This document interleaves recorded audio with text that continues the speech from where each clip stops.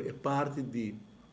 handhaving e toezicht, que está uma tarefa do Banco Central de Aruba,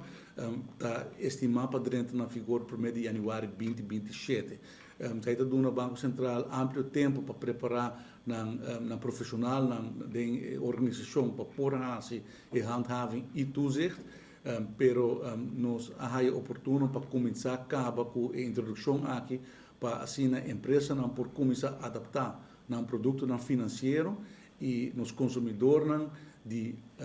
promedio de agosto já acaba de começar a proteger. Efetivamente, isso significa que se uma empresa que está dando esse tipo de préstamo aqui, surpassar o porcentagem de interesse, é parte aí está nulo e a pessoa que afia a placa aqui foi do Instituto Financeiro por demandar ora também a empresa que está dando o préstamo e não está obrigado a pagar o interesse riba e porcentagem aqui. Então, esta é proteção civil juridicamente que anteriormente não estava até, estava chama o mercado livre, pero no momento aqui que a proibição aqui o consumidor está ordem proteger e nós está premirar que a empresa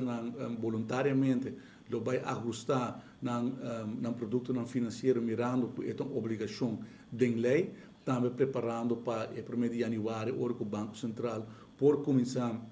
a assinar supervisão e também por actuar em caso que a empresa não cumpre com a obrigação legal aqui.